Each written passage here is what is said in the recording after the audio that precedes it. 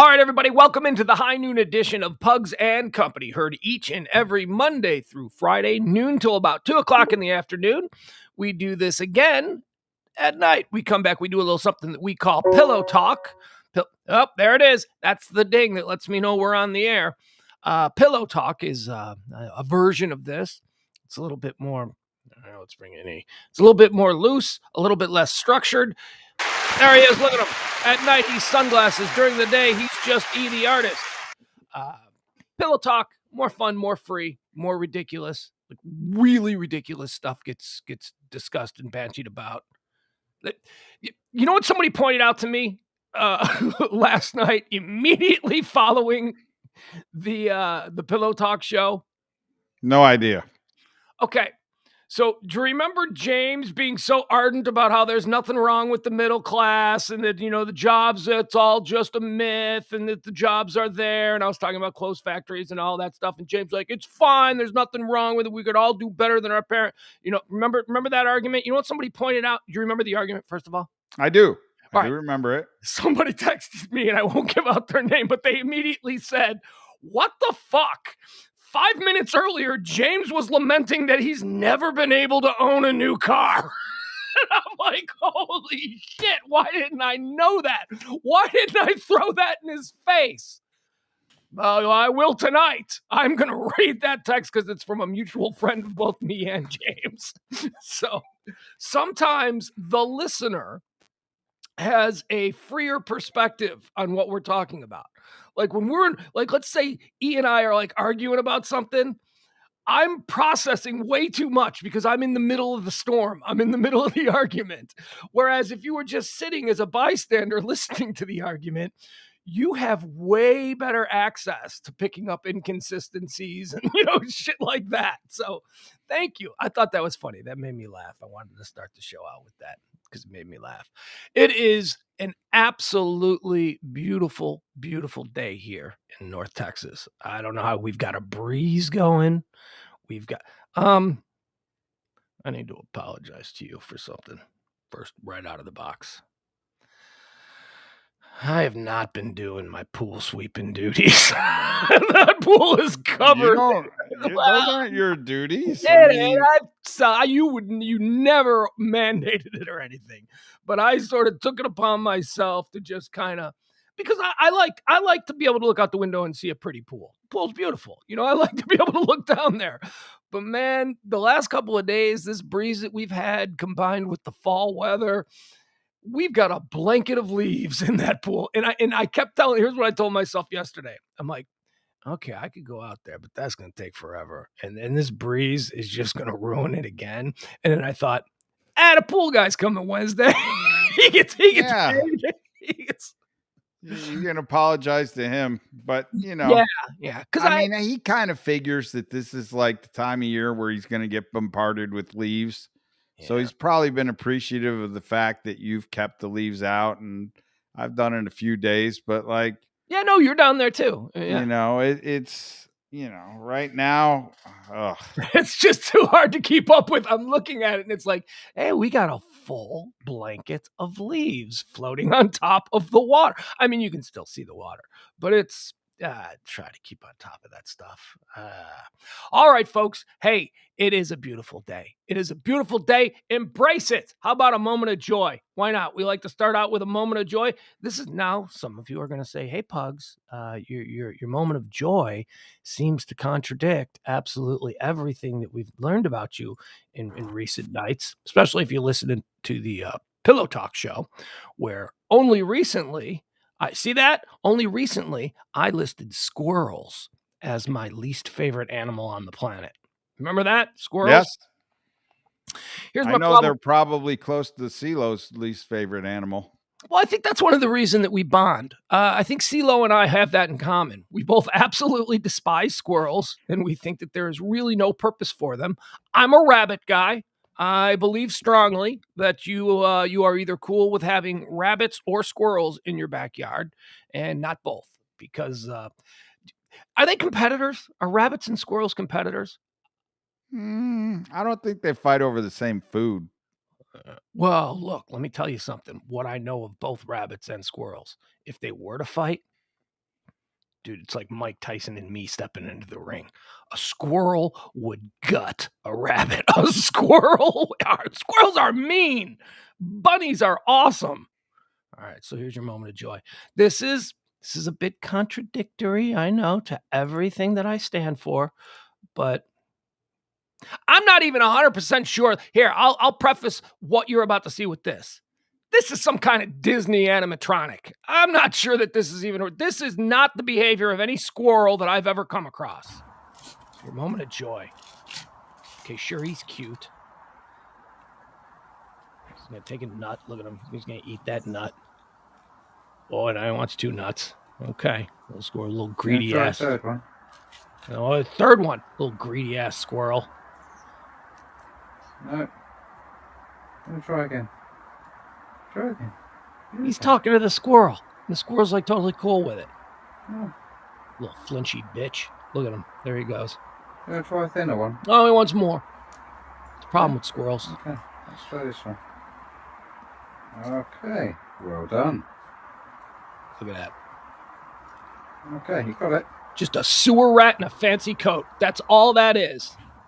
All right, there you go. Moment of joy. That's pretty cute. Although, as I say, not entirely certain that that's even a real squirrel. That could be some sort of CGI. Because a squirrel would take a dude's finger off. A squirrel ain't going to eat out of your hand. Raccoons will, but a squirrel won't. Squirrels are violent. I look like a different breed of squirrel, like a red squirrel, if there is such a thing. Maybe, yeah. It was a pretty squirrel. It was a very pretty sewer rat in a fancy coat, because that's what squirrels are to me. And I will allow for this. Like a few months ago, that dude found that baby squirrel abandoned, and he nursed it, and they have an ongoing relationship, because that is not how a regular wild-bred squirrel is going to react to a dude with nuts.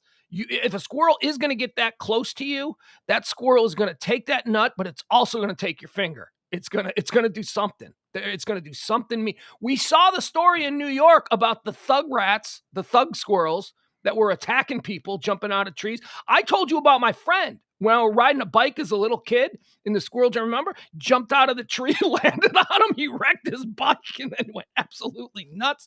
And that squirrel didn't back down. And we also saw the video of the stalker squirrel. Remember the guy with the squirrel in the box? Yeah. The squirrel just kept following him. Squirrels are not fun. Hi, Jeff Glenn. He says squirrels and rabbits are both good fried and served with mashed taters and gravy. Wouldn't eat a rabbit. I would eat a squirrel. I would eat a squirrel just for my own. I wouldn't even want to eat a squirrel. Wouldn't even be something I'd like. But if you told me you had squirrel nachos, my hatred of squirrels is so strong that I would have a squirrel nacho. You can get squirrels tame enough to take food pretty easy. Man, you don't know city squirrels. Jeff must be a country kid. Jeff must be, because I deal with squirrels that are always taunting UPS drivers and Amazon guys, and they don't seem friendly. They won't bite you, but they certainly won't let you pet them. Well, then what's the point? What's the point? All right. Happy day, everybody. It's a Tuesday. Like I said, it's a gorgeous day. It's a wonderful day to go out for a run. I probably won't. It's a headspace thing. I'm in a weird headspace, but it's okay. It's okay. I'll get through it. I should run. When you invited me out of the kindness and generosity of your heart, soul, and being, I thought to myself, wow, I won't have to stop running in the winter anymore. I'll be able to get in good shape. Fast forward 5-6 months later, I'm fatter than I've been in 2 years, and I'm not running at all. And you know what the excuse was up until this point? Oh, it's still too hot to run. It's still too hot. Now you know what the excuse is? I'm just a fat old lazy guy. That's the only thing I got. You got to make your way over to the Katy Trail. You get some social interaction over there. You're right. That's good for walking or riding a bike, but I will not run on the Katy Trail. Why? Because I do not, apparently, I do not run up to the standards of the critics who surround me. and the only reason I know this is because I had my My friend Taylor, she wouldn't run with me because I'm too slow, because she went way too fast and she was way too in shape and she got way too ahead of me. My son, he makes fun of me. He mocks the way I run. And then, that breaks that nice father-son You can run. be a jog. You don't have to be a full-out run. You're not going to get a full-out run from me. That is not... Here's what I do. I do give a full out run, like the last 50 yards. Like the last 50 yards, I will sprint. I will just like run through the wall because that makes me feel good. However, I'm only able to do that because I'm barely running. I'm basically speed walking. For me, it's about getting the exercise and keeping my heart at a solid cardio pace where the heart is good. Like I get chest pains. They're not like grabber chest pains. They're not. I mean, I've had discussions with my doctors about this. I don't get like I'm having a grabber, but I get these, and he calls them in some cases phantom pains because I have these concerns. So I don't know if you've ever had have you ever felt like you were getting sick? And then every little symptom that's just probably not a symptom, you just go, "Oh God, that's a symptom." You know what I mean? Because you're thinking about it. So nah, I don't think so. I'm a bit of a hypochondriac then. I guess I'm a bit of a warrior. But I used to run in Chicago. I used to run into the woods. And the problem with that is that when I get 2 miles out into the woods, I'm 2 miles out into the woods. If I drop dead, nobody's going to find me. I'm going to die there. Well, I think it forces you to come back 2 miles. Right. But where's the thrill in that? Where's the I'm going way too far. If I dropped it. Do you know what happened to me once about 4 years ago? I was doing easily 5 miles, not a day, but every other day or so. When I had an incident and then I got in pretty good shape for a period of time. And then I started working at a restaurant where I ate pasta for free every night and that went to shit. But I was way out in the Hickory Creek. Hey, if any of you have Google Maps, you can pull up Hickory Creek Preserves in, I want to say, Frankfort, Illinois. I was way out in the Hickory Creek Preserve and I twisted my ankle. I was like 3 miles out and I really twisted my ankle. I stumbled on like a piece of tree or something, I stepped on a rock or something. I don't even remember what it was, but I twisted my ankle and I just sat there and I looked back at the trail and how far I'd come and I went, I'm going to die out here. There is no way I can now go 3 miles back with a big ass swollen ankle. I made it. I mean, it was really. How did you get there? Did you walk? How did I get back? Yeah. Yeah, I limped back. I was like, and it took forever. And I felt like a goddamn Navy SEAL when I accomplished that. I was like, you can't leave me to die in the woods. I will make it back. Well, that's the good thing about Katy Trail. Like there's never nobody on the trail. So if you did fall and get hurt, like somebody can manage to call or pick you up or, get you somewhere where somebody can come get you. That wouldn't be humiliating. That would that would be humiliating, having to be rescued by a stone cold 25-year-old 10 or like a gay man who's like twice the man I'll ever be. Just sling me over his big muscular shoulder and jog me back to the nearest. Well, you can run actually down to the AAC and back. No, I ain't doing that. I mean, if there was nobody out there, absolutely I would do that. I could do my little slow-paced cardio jog, and I can do that. I can get, because I've done more than that. But the problem is about a third. Would you say a third? I would say a third of the way to the American Airlines Center, you hit the Katy Trail Ice House. Oh yeah, And you got to run past the gawkers. I ain't gonna do I ain't gonna do that, because I know that if I was sitting there having a beer and somebody ran past like me, I would have comments for the people at the table. I don't need that in my life. A bunch of Dallas's most beautiful citizens mocking my fat old ass as I waddle past. I don't need that in my life. See, I look at the Katy Trail Ice House as like a possible stopping point. Like if you're really like, tired, you can stop there. No? It's not on. Yeah, I couldn't do that. Hmm. Yeah, that's not a thing for me. Frank Smith. That's right. Frank, both the Bulls and the Lakers are trending right now. So last night I watched the Bulls-Lakers game. I should say I watched the Bulls blow out the Lakers. One night after the Bulls blew out the Clippers, both of them home and home, or away and away, I guess in the Bulls' case. Dude, the Lakers are trending. Have you seen the team that the Lakers are putting out there? It is. LeBron They James have is a an idiot. bunch of old Dude, NBA stars Dude. from like yesteryear that somehow I think they're hoping are going to gel. They are an all-star, multiple championship level team if it were 2010. But it ain't. Right. I watched my young Bulls of 7 years of top 5 draft picks, plus a couple of very nice free agent acquisitions over the last season. I watched my little Bulls run circles around Dwight Howard, Carmelo Anthony, Rajon Rondo, Russell Westbrook, and then a couple of scrubs. DeAndre Hopkins. Oh, it's still there. They just Clogging up the middle. they've got so many different guys of yesteryear. They are garbage. And they had no LeBron last night. And look, I think LeBron thinks that he's just going to, do the whole, what do they call it? They call it the load maintenance. That's the new thing that NBA players engage in. The stars only play like 1/3 of the season because the season's too long, man. We need to be ready for the playoffs. That fucking Lakers team ain't making the playoffs, dude. That Lakers team without a 100% LeBron is not an 8th seed. They're not. They are just awful. I don't even know what their record is, but it was fun.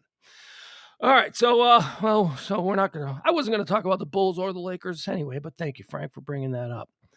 Let's see. Today is November the 16th. It is the 320th day of the year, the 321st year if we're counting leap year, which I don't know if we are this year or not.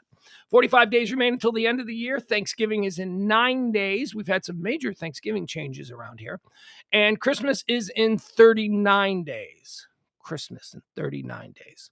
Fun facts about today. You want to hear something really fun? Okay. A little conversation about this. This is right in our wheelhouse.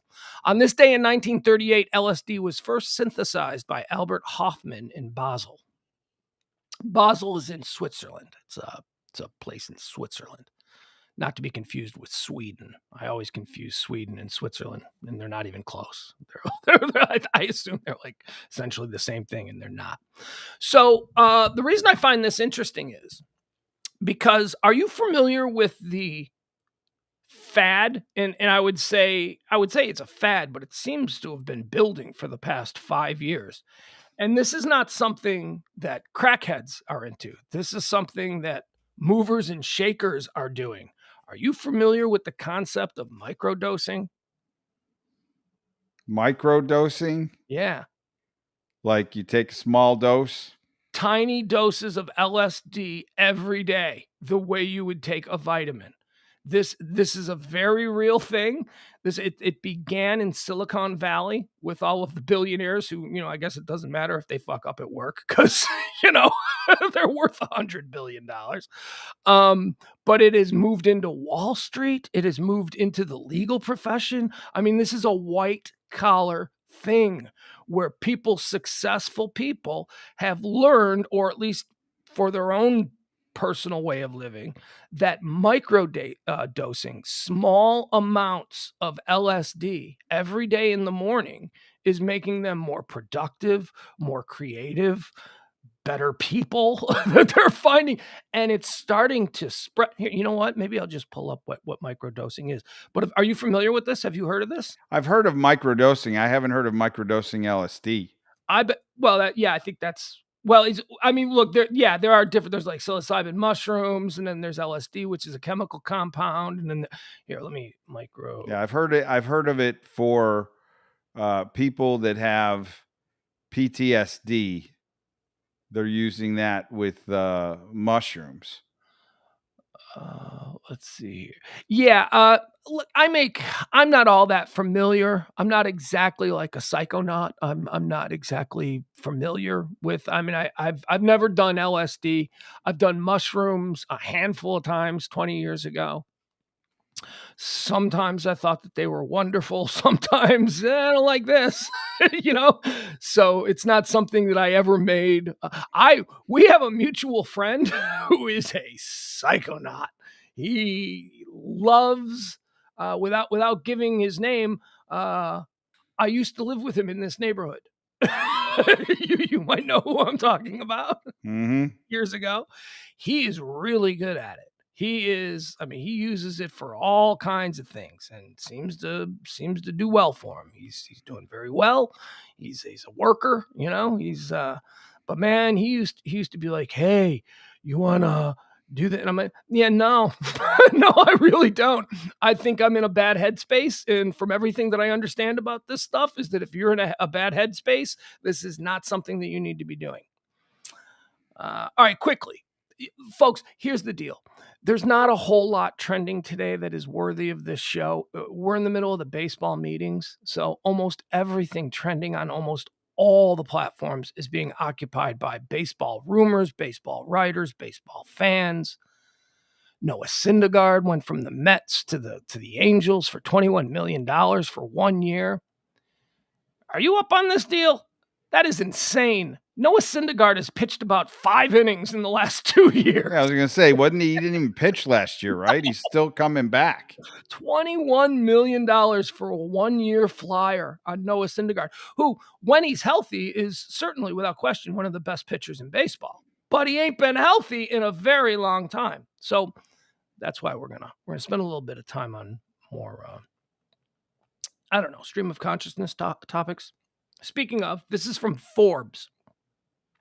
Psychedelics have returned from the fringes in a big way and entered the mainstream. Whether through successful ballot initiatives on the stock market or in Silicon Valley. But today, it's not profoundly visual. Earth-shattering trips like the ones that inspired Steve Jobs to create the iPhone that are being hyped. This is not the kind. This kind is called microdosing. Yeah, Steve Jobs came up with the iPhone when he was tripping balls. So, Well, he might have came up with it that way, but I don't think he made it that way. No. The great Bill Burr joke is why he doesn't respect Steve Jobs because all he does is trip on acid, go down to the office, open up the door to the lab, and says, "I want a phone that talks," and slams the door. And the scientists have to figure out how to do it, and yet Steve Jobs gets all the credit for it. Okay, microdosing involves regular consuming of small sub-perceptual amounts of psychedelic substances, such as psilocybin mushrooms or LSD. But when it's endorsed by the likes of Joe Rogan and Gwyneth Paltrow, okay, so those are the two most... Well, hey, let me tell you something. Gwyneth Paltrow's Goop is like a major baller in the online retail market. Joe Rogan's podcast is the largest and most successful podcast in the history of the medium. So, I don't know. What are we doing here? Steve Jobs came up with the iPhone. These are all ringing endorsements for people who are, in a creative rut or whatever. Yeah, Joe Rogan's also the guy that says to take horse dewormer. Okay, so there are there are downsides. There are some aspects. I don't know. And Gwyneth Paltrow named her child Apple. So, Microdosing involves the regular consumption of small pre-perceptual amounts of psychedelic, but it's not. But it's endorsed by the likes of Gwyneth Paltrow. Let's not forget the $145,000 she had to pay for suggesting you put rocks in your vagina. Oh yeah, you remember that? That was one of her Goop blogs. She also had a candle scented. Hey, I like Gwyneth Paltrow. Gwyneth Paltrow to me is so beautiful. And I know people go back and forth on that. They're like, well, she's pretty, but is she? How can she be pretty to you after yesterday you found the girl at the bar that was like going, hey, OJ, he's out, unattractive. You don't find Gwyneth Paltrow's like weirdness unattractive? No, I find her weirdness interesting. And an interesting person is far more attractive to me than somebody who's drunk in a bar trying to get a selfie with OJ. That's just, I don't know. I make a distinction between the two. And Gwyneth Paltrow has a natural elegance about her that I find she's tall, she's thin, she's got I love a long neck. I don't know. I've always liked her. And I have seen her in multiple. I'll give you an example of one of the things that I thought, oh wow, Gwyneth Paltrow is cool. There is a YouTube video of Gordon Keith from The Ticket here. Gordon does celebrity interviews and he puts them up on, and they're so funny. They are always so funny. And he basically fucks with the guests. Like, and they either get it and go with it, or they get irritated. Like, this guy's an idiot. That's basically the bit. Gwyneth Paltrow was so wonderful with his bit. I mean, she openly laughed at the things he was saying. She played with him. And I remember watching this years ago and thinking, oh man, she's a cool chick. I mean, as somebody who has interviewed a lot of people and who has been silly with a lot of people who didn't really accept the silliness. And, when they walk out, you're like, well, they're kind of a bitch. I mean, some people are very cool with it. But because of maybe that background, I watched her with Gordon Keith and I went, oh man, she would be a great interview. She's totally cool. She's down to clown, as the kids say. Like she's a fun girl. So anyway, I like Gwyneth Paltrow. Let's see. Preliminary literature suggests positive outcomes for microdosing. Early studies, reviews, and anecdotal reports suggest microdosing with psychedelics may have the potential to help with performance enhancement, including increased creativity and efficiency, symptoms of depression, greater pain relief, and even Alzheimer's disease. Okay, I'm starting to lean heavy into the whole. Maybe this is something. While this is promising, the vast majority is based on surveys, and only within the last few years have scientists begun to explore the concepts of microdosing. So there you go. There's stuff's going on with microdosing. Rich people who can afford to have a bad freak out in public seem to be the ones that are the test subjects. They seem to be the ones, you're a UPS driver and you're microdosing and you have a bad freak out. You lose your job. You lose your apartment. You know what I mean? You lose your wife. Right. But when you're in charge of, bonk.com, and you start getting weird at some industry function, that just adds to your whole cachet. That just makes it more interesting, right? So maybe it's not for everybody. Also on this day in 1990, this is a fun one. On this day in 1990, pop group Milli Vanilli was stripped of their Grammy Awards after it was determined that they did not do the singing on Girl You Know It's True. Session musicians have since been awarded. Why did that stop? Hold on. Been awarded the Grammy, I would imagine. No, I'm sorry, not awarded. Session musicians had provided all of the materials. Okay, so. Yeah, but if you're the session musician, should you not be awarded the Grammy? I mean, the fact that they lip synced it doesn't mean that it still wasn't good. Yeah, you're right. I would agree with that. I don't know if they were though. But that was a big deal, boy. That was Girl, You Know It's True. They were good dancers, I'll give them that.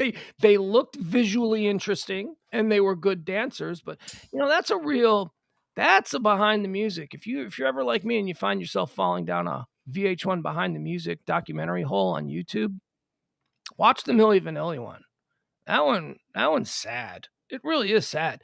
These guys, they didn't do anything wrong.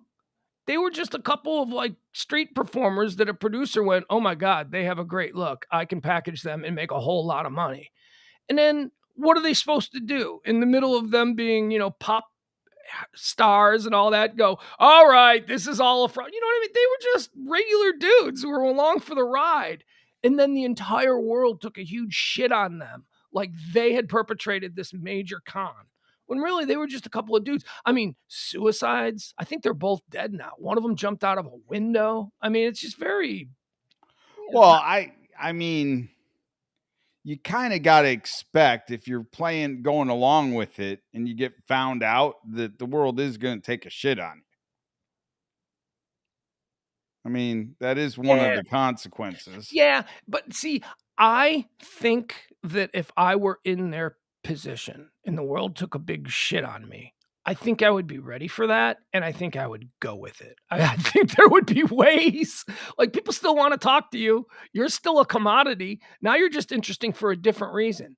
I don't think that these two guys had the self-awareness or maybe even comprehension, because they seem kinda dumb, like, to be able to go, okay, this is also an opportunity. Now we are the two biggest villains in the history of pop music. We can play this up. We can make a career out of this now.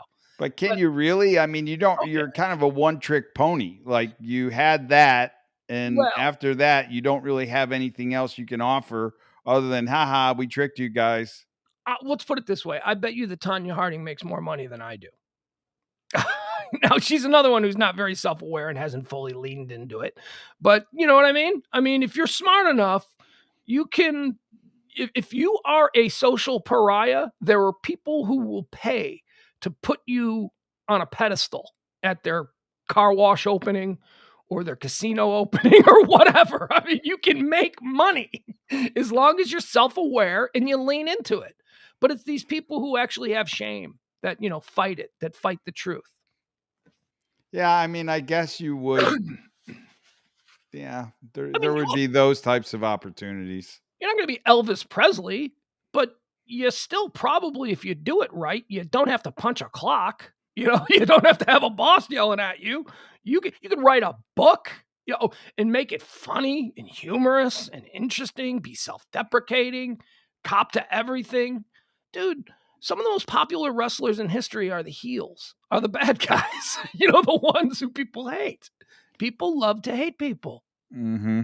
Yeah, that's all I'm saying. Milli Vanilli. Yeah, they were the wrestlers of the pop music genre for sure. Yeah, except they didn't lean into it. They were just sad. That's why I say about the VH1 special. It was just sad for them. It was like, no, man, you guys go with it. All right, let's see what today is. Today is National Something Day, because every day is National Something Day. Let's see what November the 16th has in store for us here. Oh, boy, it's National Fast Food Day. National Fast Food Day. Because you got to go get fast food. How is that different than... It's every day. We're a nation that lives on fast food. Every day is national. Like maybe they should shut it down today. So you appreciate fast food. There you go. That would be a day. No, National Boycott Fast Food Day. I don't think that'd happen. No. It's National Button Day. Really? Buttons. Yeah. Let's see what that's about. That's a tap out day. Let's see what this is about. It's got to be about more than... No, it's just about buttons. Never mind. Don't even need to read it. I thought maybe it was a day where you go out and you wear your interesting buttons, I think the button invention is somewhat interesting. Oh, yeah. Yeah, world-changing. Absolutely. I mean, somebody thought about, like, okay, if we put a slit in here and we reinforce it, and then we put this round thing and slide it through there. Yeah. Like, that whole concept is kind of taken for granted. Like Steve Jobs, some dude back in medieval times was probably tripping on dragon piss, and he came up with the idea for buttons, and everybody was like, you, dude, are a genius. I'm a snaps guy because, okay, it is also National Indiana Day. Oh, my God. guess they gotta have a day. Here's a question, and this is a legitimate question because I don't know why anybody would. Have you ever been to Indiana? Now you go to Louisville a lot, so there's a chance that maybe you have. You go to horse I race. think I've been to a boat, like a river boat Oh, then you were in Chicago. Then you were like in the Chicago part of Indiana. in Indiana. On the lake, right? Lake Michigan? Yeah, but don't they have one like in Louisville too? Isn't there a Oh, boat maybe there? there's a river. Yeah, there's a Yeah, river down there. I think it's there. I think Okay. so I think I've technically been in it. But yeah, no, not for an overnight. There are 4 places in Indiana that are worth going. And those 4 places are the strip along Lake Michigan, because they have fantastic beaches, the Indiana Dunes. South Bend, because it's just an absolutely beautiful Midwestern town. Bloomington, for the exact same reason. But see, all of these are anchored by universities, so they have smart people and, that kind of thing. And the 4th, I would say, I've had fun at Purdue. But everything else in Indiana is just the worst, man. Even the part that can claim, we're not from Indiana, even though we're from Indiana, like the parts like Gary and Hammond, which are essentially the south side of Chicago. Even those parts of Indiana are just ghettos. It's like, you don't want to go there. Those places are awful. What about where they run the Indianapolis 500? Yeah, Indianapolis is terrible. No? Imagine Fort Worth, but not as glamorous. That's what Indianapolis is. It's a less glamorous Fort Worth. Imagine Waco with a big car race. That's basically what Indianapolis is. A lot of people like Waco now. Well, now, yeah, didn't they build that big new stadium and they got a whole and then they have the home remodeling kind of duo is like redone a lot of out there in Waco. To get to Waco, here's what I remember about Waco. To get to Waco, you have to drive past 50 miles of prefabricated home manufacturers. It's like on the side of the road. It's all trailers being built. When you leave Dallas, yeah, on your way. You're approaching Waco when you stop seeing nothing but for sale, brand new prefabricated homes, like on the back of trucks and stuff. It seems to be the prefabricated home construction place of the world. But then after Waco, that's not a good drive either. After Waco is Austin. Well, 100 miles after Waco. Yeah, but I mean, that's kind of the next thing you dial into. Waco is basically like halfway between Dallas and Austin, right? Yep. It's like, yeah. So it's there. I was going to say, well, then it gets fine after Waco, but it really doesn't. It doesn't until you get into Hill Country. Then I always would have like a stop in Waco, the Circle Diner. That would be like, Waco? Yeah. If I was like driving to Austin and I was like kind of like, okay, I'm going to stop somewhere, I would always stop at the Circle Diner. Whenever I would drive, and I used to drive to Austin pretty regularly, once every 2 weeks to get my kid when his mom was down there at UT. I used to stop at the check stop, call me a pedestrian. That's where I would stop. That's how I knew. I'm like, okay, I need a break. I'm going to use the bathroom at the check stop. And that is that's West Texas, the town of West Texas, I think. And that's probably 50 miles outside of Austin. So, there's somewhere you stop around there for the kolaches. Yeah, the check stop. Mm-hmm. Yeah, that's what I'm saying. The check stop is awesome. The check stop is where you go, and there is a framed autographed picture of Richard Hunter right there at the cash register when you check out. And I shouldn't just say it's not like just Richard Hunter.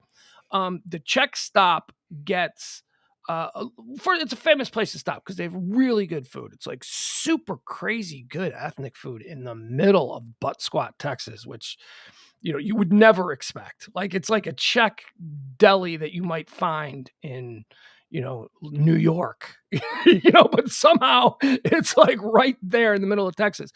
And because of its location between Dallas and Austin, it has been popularized by touring rock bands. So every rock band pulls their bus in there and they get out and they get some food. They load up the car with all kinds of pastries and sandwiches and stuff like that. And so one of the things that has happened over the years is that each band gives an autographed picture to the check stop. So you see all the bands that have stopped in there. It is kind of, for my Chicago friends, I see a couple of them. For my Chicago friends, it is like the Brat Stop. The check stop is exactly like the Brat Stop. The Brat Stop is a restaurant, an amazing restaurant that is between Milwaukee and Chicago. And so bands that tour between Milwaukee and Chicago, they will stop at the Brat Stop and get incredible sausages and cheeses and all kinds of stuff that Wisconsin have. Made famous because one time Cheap Trick, back when Cheap Trick was like one of the biggest bands in the world, they stopped at the Brat Stop and threw an impromptu concert in the parking lot. They just pulled out their gear. Yeah, they pulled out their gear. They were like, this food is awesome. We need to commemorate this moment. And they did a full show in the parking lot for people. So that's what the check stop is like. And Richard Hunter used to be in a band called Kill Billy, which, interestingly enough, one of the fun things about me and Richard Hunter is that I saw Richard Hunter in Kill Billy years before I worked side by side with Richard Hunter in a band. He used to play. Kill Billy was very big in Chicago in the 90s, and they used to tour with the old 97s. In fact, Rhett Miller, who was in the old 97s, used to be in Kill Billy. So I remember seeing Kill Billy a number of times and thinking, man, this band is crazy cool. And I specifically remember the crazy cool guy playing the stand-up bass. And I thought, that dude is interesting. That dude became Big Dick Hunter, one of my closest friends. I was like, there you go. So yeah, so you can see Kill Billy era Big Dick Hunter right there at the register with Kill Billy, and they all signed it. I might check it out when I drive through there Saturday. Yeah, you're heading down there. Go to the check stop. Get yourself get anything. Everything there is pretty good. It's like a really good, solid, crazy deli in the middle of nowhere. I remember the billboards. I never stopped. Don't check out the town of West Texas. Just don't stray from the road. Just take the exit, go into the check stop, get your food, and then just motor on. Because do you remember? You know why West Texas is famous? Mm-mm. The day after the Boston Marathon bombing. Remember the Boston Marathon bombing? I do. The very next day, West Texas was leveled in the fertilizer explosion. Remember they had a fertilizer plant there? Yep, I do remember that. Like a 4-block radius of the town was just freaking leveled. And I remember one time coming back, probably days after this happened, picking up my kid from Austin, we drove through to see the air. Oh my God, dude. Flattened. I mean, it's like... Yeah, well, you didn't need to drive through to see that. They had plenty of pictures and videos of that happening. Oh my God. It was like a nuclear explosion in the middle of nowhere, and it just flattened this town. And unfortunately, a whole bunch, the main explosion occurred after a fire had broken out. And so all of the volunteer firemen of West Texas, who were just dudes, they were there when the big explosion happened, and they all got wiped out. That was the bulk of the fatalities in that incident were to the firemen and the first responders and the cops. Amazingly enough, people who lived in the houses that were absolutely flattened seemed to have. I don't know exactly. I just know that the death toll turned out to be not at all what was initially feared. And the reason that we forget about that major American tragedy, that was a major story. The reason we forget about it is because Boston had the bomber thing and we were looking for terrorists at the exact same moment that happened. So it was like, the news were going 24 hours on Joe Karzarnayev and his brother, and where are they? And we've put Boston on a lockdown, and then boom, West Texas explodes, and they're like, oh yeah, town in Texas blew up. Let's go back to Watertown, Massachusetts, where we're looking for the... It was like if that had happened in a vacuum alone, it would have been a major story in America. But the news media has decided that we can't handle two major stories all at once, so... Yeah. April, who lives in Waco, says that Slovasex across from the check stop is better. Oh, really? Well, but that's not the famous one. So, what are we doing? If you want to go. Yeah, I would have to go to the check stop in order then to determine. Right. You did So, that. like, I got to stop on the way and then stop maybe on the way back. Here, look at these. These are the pictures. Look at just flattened town of West Texas. I think that might be the apartment complex. Yeah, Look I at that remember area. that. Look was at that just entire. awful. I hope that they don't allow those people to store those chemicals anymore like that. Well, let me tell you, E, regulations are for pussies. You don't need regulations. You got to let business be business. And this is what happens when you just let business. They still haven't changed any of the laws. I mean, they've probably done certain things, but yeah, the whole look at that's the apartment complex that was adjacent to it. Imagine just you're watching TV on your couch eating a can of ravioli. Holy crap.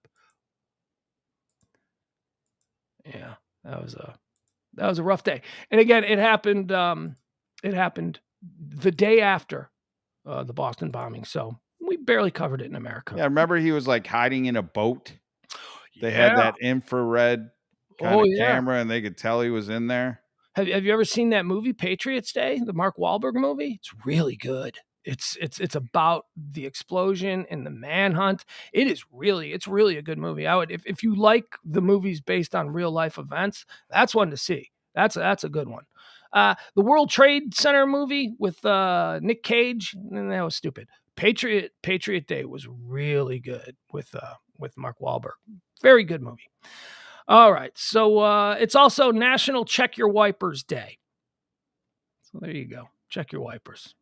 It is the season. Yeah. All right, let's see what's trending. Let's get into all of the things that people are talking about that is not K-pop or baseball related or even sports related. I skip over a lot of politics, of course, but I also skip over a whole lot of sports stuff. We got Bulls, Showtime Bulls, Lake Show. Let's going down here. Syndergaard, Stroman. See, these are all baseball. This is all sports stuff. I don't want to. We are, I suppose, here in this country, we're all seated on the edges of our seats awaiting the Kyle Rittenhouse verdict. Has it gone to the jury? I believe it has. Yeah, it's went to the jury. We're on jury watch now, according to CNN. So Rittenhouse is trending again today. If the jury comes back at 5:00, I'll jump in and do like a flash because I really wanted to make the breaking news thing an aspect of what these streams are. It's the fluidity of having a studio in the next room where when big things happen, you can kind of get on. I haven't really had any big things happening. Thankfully. Honestly, there's a part of me that goes, man, there hasn't been a big school shooting or a mall wipeout or a big tornado that crushes towns. There hasn't been a plane crash, and there's a part of me, I'm conflicted. I'm like, well, that was kind of the reason I wanted to do this. But then I feel like a complete a-hole because reality sets in and I'm like, no, wait, it's really good that these things haven't happened. This is a little bit less. This is not, you know what I mean? Like a Rittenhouse jury decision when they go live and make the announcement and all that. That's not like somebody walking into a mall. Like the thing I remember, like the only one was that school shooting that we had here. And it happened while we were on the air. Yeah. Timothy Simpkins, which we're still awaiting. All right. What's that in, I've lost track of it. Did anything ever come of the kid that he shot? Is he out of the hospital, in the hospital? Did he recover? I don't know. That's a really good question. Yeah. There you go. That is our national attention span. We get dazzled by it as it's happening. We have all these questions and we talk, isn't it cool? Isn't it interesting? Isn't it scary? Isn't it terrible? Oh my God, what's the world come to? And then a day later, it's like, yeah, that happened yesterday. What's new? What do you got for me? We really do have short attention spans on these things. I'm guilty of it as well. I have no idea what's going on in that case.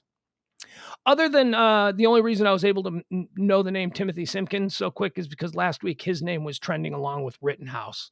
Because, of course, people were like, a black kid does this, a white kid does that. You got that Twitter argument, which I'm not going to bring on this show. Yeah, well, I mean, I was totally thinking that Rittenhouse was going to get off like last week. But then when I saw the closing arguments, that prosecutor, I don't know, he like brushed up on his law books or practiced his closing argument, because he had me jumping off the fence and thinking that, maybe this guy brought it on himself by bringing the gun to the. It's his job. You're a jury guy. Just imagine you're in the jury. That's his job. He did his job. Well, Gary Oldman pulled one out of his ass. Yeah, I think the fact that he brought the gun and then he's claiming self-defense and he's the only guy with a gun. So you were fearful that the guy was going to take the gun that you brought to the fist fight from you and kill you. So really, if you wouldn't have brought the gun, you wouldn't have been able to kill this guy. It's a weird kind of it's complicated circle argument that keeps on going around, that if I'm sitting on the jury, I don't know, like I letting the guy walk entirely just doesn't. I think you could get a hung jury maybe. So yeah, possible. So I'm with you. When I watched Gary Oldman up there, I was like, okay, all right. I'm starting to see what he's just talking about. That makes sense. This guy makes sense. But then the defense attorney got up there, and the defense attorney was awesome. I thought the defense attorney slayed it.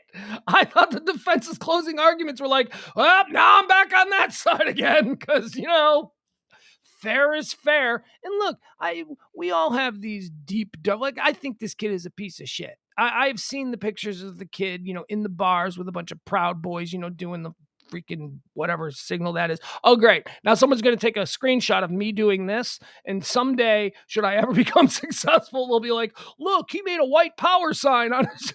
This is a demonstration. That they're all doing that. I've seen those pictures. I've read the stories and the news reports out of especially the Chicago newspapers who are covering, because they're from Antioch, Illinois, which is a suburb of Chicago. This family is not a great family. This family is QAnon nuts. I mean, this family, they stockpile guns. They're not. You don't want them as neighbors, is what I'm saying. So I have all of these feelings about what I would like to see happen to trash people like that. But I'm also someone who goes, yeah, but you know what? Our justice system is pretty important. We need to get this one right. And I don't know if just because I think the kid's a little shitheel, I don't know that that's enough to make me go, throw away the key. He's 17 years old. Because I still have questions about whether this was murder and not just a piece of shit kid scared for his life. I think it certainly was bordering excessive force when he shot the Rosenbaum guy in the hip, and then he fired off 3 more. Although they were quickly fired off, slipped. You're responsible for each and every bullet that comes out of the gun. Uh-huh. And, the first one, when he put it in him and he hit his hip, he was definitely falling down. Whereas the second one gets in his finger, the third one or fourth one in his back, and one grazes off his head. I think one was enough. I have the luxury of knowing the background of the Rosenbaum guy who was killed. So now, I mean, in the moment, he couldn't have known that he was just released from a mental institution. He couldn't have known his gross sexual predator history, criminal history. But with that said, in the moment, the dude was acting crazy, and you have to treat crazy like it's crazy. We saw the video of him. You want to shoot me? You want to shoot me? I mean, he was an aggressive. I could see how if that dude's chasing you through a parking lot screaming, you might go, okay, this guy is either crazy or he's just posing, but I can't take any chances because there's. But it wasn't it. I still think it's a little early, though, because he was like 4 foot away from him when he put the first bullet in him. And he also had the gun. But he also heard the gunshot from the other guy. But dude he said in his testimony that Literally. he didn't think the gunshot had come from Rosenbaum. So you're afraid, I guess, because all hell's breaking loose. That's why you're running around going friendly, friendly, friendly, because you're thinking, wow, I've got to identify myself as friendly because I'm carrying this AR-15. Unlike a bunch of the people that are here, they're going to perceive me as possibly on the side of the cops, which in reality I am, but I'm trying to tell them I'm not. I don't know. It's just Jeff Glenn points out that Rittenhouse had already pointed the gun at him. Yeah, that's a bad look, but the dude who got his arm blown off was also pointing a pistol at him when he was on the ground. I mean, the fact that he pointed the gun at him after he had extinguished the fire and the dude started coming at him like, what are you doing? What are you doing? I mean, I could see how you might go, hey, dude, back off. I mean, what do you have a gun for? If someone is closing in on you, holding a gun and pointing it at someone is not the same as taking the next step and pulling the trigger, which he did later. But who's not dead? The dude who got his arm blown off isn't dead. No. Rosenbaum is dead. All right, I don't know. We don't need to get into it. Anyway, we'll see if the jury comes back on this. My hung jury is interesting, but I don't think that's going to happen in Wisconsin. I think there's like 500 National Guard that have been brought there. Yeah. All kinds of different vehicles. Could be a thing. Could be a thing. People do. They did say that there is one man of color on the jury. Well, there's one. And that's what's so ridiculous. That shouldn't matter at all. This is all white people involved in this incident. There is not one black dude who's either a victim or standing trial. These are all just white people. And they say that the guy Rosenblum, he wasn't out there. It's not like he was a BLM guy. He was just out there wilding. He was just out there because he saw an opportunity to get crazy. It's not like old Rosenbaum was like heavily into his politics or his ideology. He was a crazy dude. He was just out there. Look, that's what happened. That's what mayhem is. There's no rhyme or reason to it. It's just all hell is breaking loose. Yeah, but if that kid's not there with the AR-15, there aren't two people dead and a third one shot. That's true, but if he's not there with an AR-13, he might be dead. No. Extinguishing that fire. Why not? He was being chased. What do you say to that little fat tubby kid? What if he got caught and they started kicking the shit out of him? Come on, man. Come on. That was mayhem. There was not one person other than him that, you know what I mean? Like, that didn't happen to people in the mob. Well, but again, we're talking about the situation that led off to him being pursued by the mob. He put a fire out that was heading for a gas station. That objectively could be seen as a noble duty to his community. That is something that is good. I would say, I don't care about the politics of whose side or what his motivation. But there's not one other person that got their ass beat that shown up in this. But nobody else did what he did. Nobody else ran into nobody else nobody pulled the trigger on an AR-15 pointed at people. But nobody else was being chased through a parking lot hearing gunshots fired as he ran. I mean, see, this is all justified. Well, but after he shoots the first guy, jump kick guy sees him do that. And then he's on the ground and he's being and then he hits him and one of the guys had a gun pointed at him. Okay, so the guy who got his arm blown off, can we at least say that that's justified? A dude, you're on the ground and a dude runs up and points a pistol at you and you've got a bigger gun. I pull the trigger on the bigger gun. Somebody's I don't think that's even, the guy that pulled the gun first should have shot. I mean, that's the bottom line of that. And the fact that he didn't. You pull your gun, you better be prepared to shoot it. Yeah. And the fact that he didn't and he got shot by the other guy, I'm feeling like, okay, that's definitely self-defense.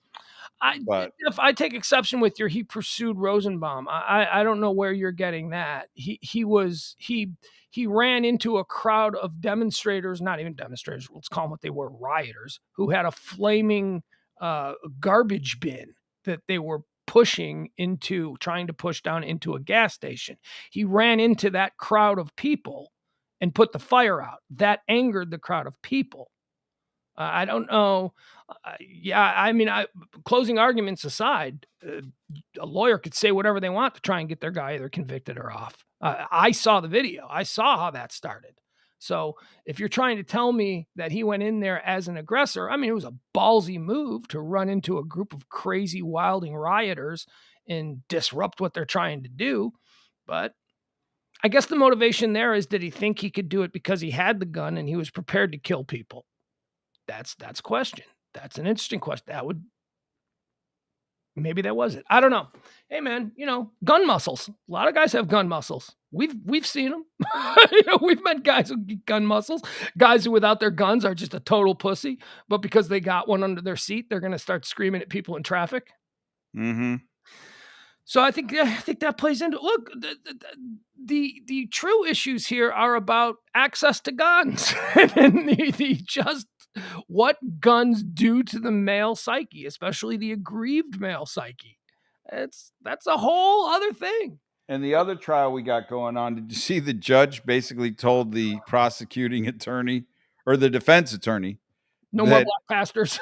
No, that, it was his fault now that all this black pastor thing was going on because he pretty much invited it with his comments. Oh, really? So he gave him a tongue lashing. Not quite the tongue lashing that the guy in Kenosha gives, but still. Yeah, the guy in Kenosha, that judge. I think that judge is about to retire after this. He's going out. He's gonna do just enough crazy shit in this trial to have a book deal. That's what I think the judge in the Kenosha deal is looking at. There's a whole bunch of bad stuff about him too. Trust me, he's not a judge that I would want on anything that I'd be charged with. That guy's a hanging judge. That guy is not a. All right, let's see what else we have here. Okay, well, let's get divisive on this. Roe is trending. Roe, of course, famous of the pop duo Roe and Wade. Roe is trending today because there was a national poll that was put in the field and conducted over a 4-month period of time. And get this, guess what the poll determined? Concerning pro-choice versus pro-life. Americans broadly support Supreme Court upholding Roe versus Wade and oppose the Texas abortion law by a 2-to-1 margin in every state, including Texas. More people polled in Texas at a 2-to-1 rate said, yeah, no, this is wrong. I'm telling you, Abbott is in trouble for this. Here's the equation that I come with. The people who are pro-life, who are out there with the signs, who are screaming the loudest, the evangelicals, who I'm telling you, do not make up the bulk of the people. Those people who are screaming... They make up the bulk of the voters, though, unfortunately. Not when this kind of thing is at stake. We'll see. This is how you rally and get turnout.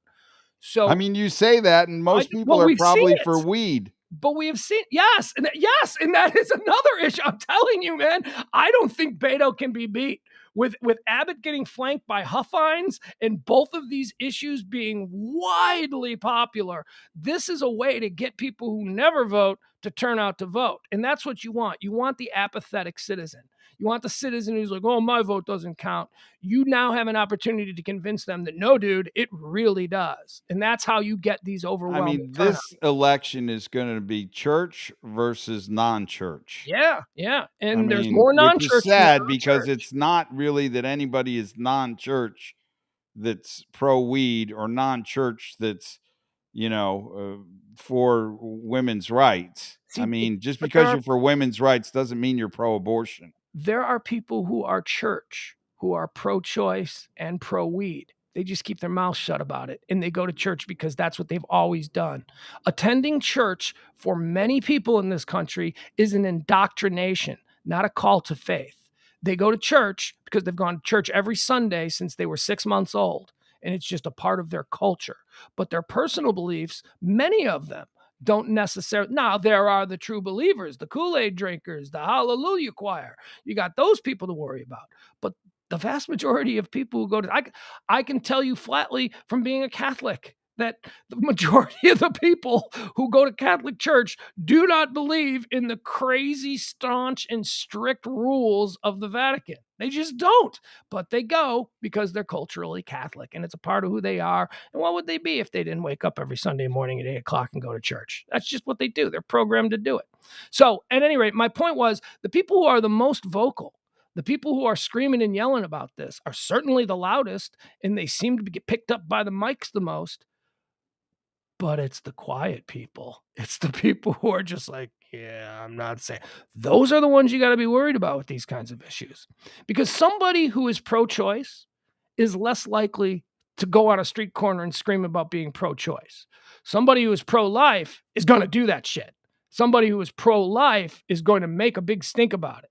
But pro-choice people, they're just like, this is something that I keep in my head. This is how I feel. And I'm not going to say it, because I don't need crazy, because the pro-life people seem crazy. Like if you say you're pro-choice, suddenly, you gotta, you're an idiot. Well, Like, all of a sudden you're the guy that's like down for them putting a needle in a baby Right. in 9 months just prior to conception, and how that even enters into the discussion, I don't know, but it So does. according to this new national poll, it's a 2-to-1 anti-Texas abortion law support, 2-to-1 support for Roe versus Wade, which is why, shouldn't really worry about it. And I want to get into that. I used to, for years, I would say that I am pro-choice. I am also pro-life. I think that life is for living, which is strange branding on this. Like you yourself fall into it. You say you're either pro-abortion. Nobody says pro-abortion other than people who attend evangelical churches. That's the only place you hear that phrase, because it's about branding. Pro-choice is what it is. And for me, I've evolved to this point, folks. I don't even say I'm pro-choice anymore. Here's what I say. I'm not a woman. I am not a woman. And I can tell you that if I was a woman and I could get pregnant just because I, was with my high school boyfriend and, one thing led to another, I would probably be pro-choice as a woman. But I'm not. I don't have a uterus. This is not a sort of Damocles dangling over my head at every moment, every time I spread my legs. And the option is what? Not going to have sex? You're going to tell human beings who are programmed and hopped up on all kinds of hormones to not have sex? Isn't that the silliest thing that they do? Well, and then you're anti-birth control as well. I mean, I'm fine with birth control. No, but I'm saying that's the problem. People that are pro-life are then also anti-birth control. And those same people also don't want their taxes raised to take care of all the orphans that we're going to have. Because if you're going to give birth to these kids, the adoption places are going to be just huge. And they're going to need money. Or else you're going to have a bunch of street kids like an Oliver Twist. Can I have another, sir? I mean, that's how it was in the 1800s, right? I mean, there were orphanages. So, okay, if we're going to make sure that every pregnancy comes to full term, then we had better start building up these really kick-ass orphanages. And they can't look like they did in the pre-industrial area of Victorian England. They got to be places where kids can get an education, they can be cared for, they can be loved, and they can be prepared to go out in the world. But nobody wants their taxes to go to that shit. So it's like, it's not a full thought process. All life is sacred. Every baby must be born. Well, what happens when those babies aren't wanted by the parents? What happens when those babies are being raised by 15-year-olds? Can we raise your taxes to help pay for that kind of thing? Because it is sort of our duty as a responsible citizen in a civilized society to make sure that these kids aren't running the streets and killing people at 12. Oh, no. Nah, don't raise my taxes. See? I mean, it's complicated. No, it's real complicated. Didn't want to go into a whole pro-choice thing because honestly, I'm just a dude. I shouldn't have an opinion on this. I think that this is just what the women should work out amongst themselves. And whatever you ladies come to, I will support. Whatever the majority of people with vaginas say is the way it should be, whatever the majority of people who can get pregnant say, I will support that. But as a man, I'm just going to shut my mouth and go, I support you ladies. I support you ladies in whatever it is you decide. Seems to me the most ladies, except the loud ones that we talked about, seems to me the most ladies are like, come on, I got to have control of my own body. Speaking of ladies, this is funny. Laura Ingram is trending today. You want to see why Laura Ingram is trending Oh my today? gosh, she is like on top. I don't know. It's her and Nancy Grace are probably my two most. Man, Laura Ingram, years ago, 20 years ago, she was on MSNBC. It was her first job. She was on MSNBC, and she was a totally different person. She was totally different. She was just kind of like, she was this tough talking, smart chick who wasn't the Laura Ingram of today. Well, first of all, she was on MSNBC, so she was a little bit more, and this is before MSNBC decided to go full bore and counter Fox by going hard left. So MSNBC at this point was still sort of just pedestrian level news with a liberal slant, to be sure. But she was on there. I used to watch that show early in the mornings. I thought she was funny. I thought she was good. Thought she was attractive. I used to think that she was kind of hot 20 years ago, and and now she's just awful. Now she's being performative. Now she's just, look, she's there, she's in the Fox vacuum, and she's cashing them big ass paychecks, and God love her. She obviously doesn't have a soul or any concerns about ramifications of her actions in this life. So God bless her. But she is trending for a silly reason. So last night on her show, they were doing a story about woke TV. About how bad woke TV is. E, do you know what woke TV is? No. I don't know. I don't watch any woke TV. I like my TV to be escapist. I like my TV to display the most horrible aspects of society. So that is very rarely woke. Okay. But apparently the kids today, they're loving all these woke shows, where every other character is trans. The majority of people are gay. You know what I mean? Just like these kind of things, which I always kind of roll my nose at, because there are shows like that. Like, every show on television now has multiple gay characters, which is fine. But I can tell you that in my personal life running around, I don't know that I run into that many gay characters in my everyday life. Maybe 1 in 10, but certainly not 5 out of 10, I mean, it just seems like they're pushing it a little too hard. There was a time not too long ago when you couldn't have a gay character on TV. And now it seems like everybody, if there's a sitcom with 4 friends, 2 of them are going to be gay. It seems like every commercial these days is like pushing the gay. Yeah. And look, maybe they're just playing a little makeup, right? Maybe they're just trying to catch the pack, because for years and years it was pretended like something that didn't exist. But I do, we'll go back into my hole. I'm a 50-year-old man just trying to make my way through this changing world, accepting that change happens and it's inevitable, and I just don't want to rock the boat. I'm going to stay open-minded. I'm going to treat everybody like they're cool. I'm going to treat everybody like, decent. I got an open heart for everybody. But I still get confused by a lot of this stuff because it's so different. So please, indulge me my momentary, really? But I'll tell you that. I gave my kid a really? Remember I said this on the other day. He said he's got a trans kid in his junior high. And I'm like, really? That seems at least like something that maybe ought to be ventured into in college. Maybe late high school, depending on the maturity level of the individual. But a 12-year-old is already going full. I don't, did the hormones even fully kick in yet? You know what I mean? I'm like, is this just a byproduct of society's permissiveness in this area now?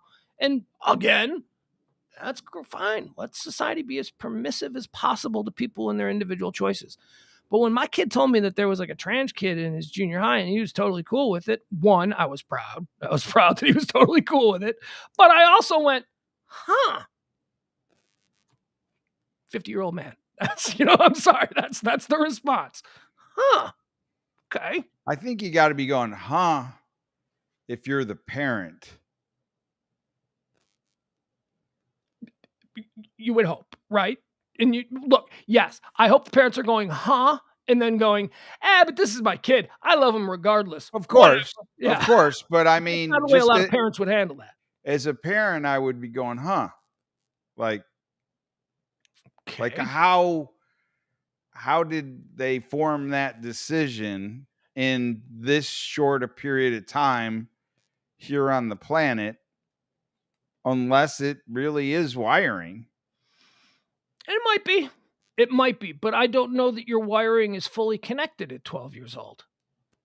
You know what I mean? I mean, You're still your hormones are still kind of percolating and doing everything that they're going to do. I don't think a 14-year-old or a 15-year-old knows who they are yet fully. We could start talking about the 17, 18, 16, maybe, depending on the maturity level, Certainly in college. I think in college, you're at an age where you start to truly understand who you want to be and who you naturally. And then if you had multiple children, I think you're really going, like, because how would one, with you're assuming the same upbringing, yeah. You know what I mean? That makes no sense. Because like if you listen to people that are like, oh, well, it's the environment, that they grow up in and what they're exposed to and yada, yada, yada. But you could have 3 kids and 1 out of the 3 or 4 or 5 kids and 1 out of 4 or 5 ends up gay or trans. And are you saying that they were brought up differently than the other children? No. Yeah. Leslie says I like boys at elementary and junior high school when I was that age. Yeah, I mean, that's you. People are different. I did too. I pretty much, oh boy, I know my moment. I know my moment. I was about the moment where I knew what I was, and it was in around 1979, 1980, an episode of Charlie's Angels when they went to prison. And there was a scene where the angels, and then when they book you into prison, they make you take a shower. And there was a scene in this particular Charlie's Angels episode where the camera showed the back of the girls and they had just gotten out of the prison shower and they were wrapped in white towels. And then the prison matron said, open them up. And all the, we saw them, this from the back now. And all 3 Charlie's Angels at once went, and they opened their, their towels. You couldn't see it because the camera was from behind. Oh my God. Something stirred in my little 9-year-old loins. I went, okay, this is what I'm into. Done deal. Let's move forward. You then got the Farrah Fawcett t-shirt. Yeah. Oh, I had the Farrah Fawcett poster. I had and my mom had a Farrah Fawcett haircut. And my mom was a hottie little single mom back then. And she had the Farrah Fawcett haircut. And people used to say, oh, look, it's Farrah Fawcett. And that used to fucking piss me off. That was because I didn't need that combination of ideas. You didn't need that combination in your head. No, I did not need to be associating Farrah Fawcett with my mother. That was not something that I was about. That was, but yeah, I'll never forget that Charlie's Angels episode. Boy, oh boy. And then later, probably within a couple of months of that, the second big moment for me was being in a movie theater and seeing the trailer for the movie 10. remember 10 with Bo Derek? Bo Derek running around on the beach with their dreadlocks. Boy, that made an impact on this little kid too. That made me go, okay, it's official. It ain't just a one-off with the Charlie's Angels. Now we've got another one. And that's when I realized, holy cow, the world is filled with gorgeous women. Because I just assumed it was just the Charlie's Angels. I like them. I'd never been more than 2 blocks from my house. My worldview was limited by my ability to pedal my BMX bike. That was it. Hadn't seen it. And then you see, oh my God. Then you see Bo Derek and you with them dreadlocks. What's that hairstyle? Never seen that before. Holy cow. Is she white or is she? Oh, and then I had my first interracial experience. You know what that one was? Probably around the same time. Do you remember Jane Kennedy on the NFL Today? The black girl? Oh, boy. Oh, boy. The first time I saw her, I'm sitting there, I'm eating my cereal. It's 11 o'clock on a Sunday morning. I'm waiting for my Bears game to start, and here comes Jane freaking Kennedy. Woo! Man, that was the first time I went as a little white boy. I went, Okay, so my options have just gotten wide. The door has just been kicked open. So it ain't just white women. I can have any of them. It was great. That was great. All right, so back to Laura Ingram. So she's raving, ranting, or doing whatever it is about woke TV. woke TV, and so she's got this dude on with her. I guess he's her entertainment reporter. I don't know. I don't watch the show, so I don't know who this guy is. But they go into, okay, let's just watch and then we'll talk about it and we'll explain why it's getting. Oh, this guy. Oh God. Oh yeah, do you know that he's familiar? I've never seen him before. What does he do? He's on quite often. He does like entertainment stuff, like Lefty Hollywood Reports, because that's what this seems like. All right, here we go. To the politics and all those woke storylines in so many shows today. You know, I was watching an episode of You where measles came up. Wait. When did I mention measles? I don't know. It was on You. What was on me? What are you talking about? Right? Is Raymond even hearing what I'm saying? I never had the measles. Was on You. We never did a measles and vaccine episode. Is this a joke? I know. I don't even know what you're talking about. It was on You. It was on You.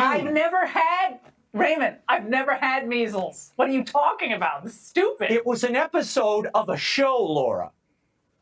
What's it called? You. What are you talking about? It's called You. I've never done a show on measles. I just completely give up. We gotta get out of It's a show I give up. called You on Netflix.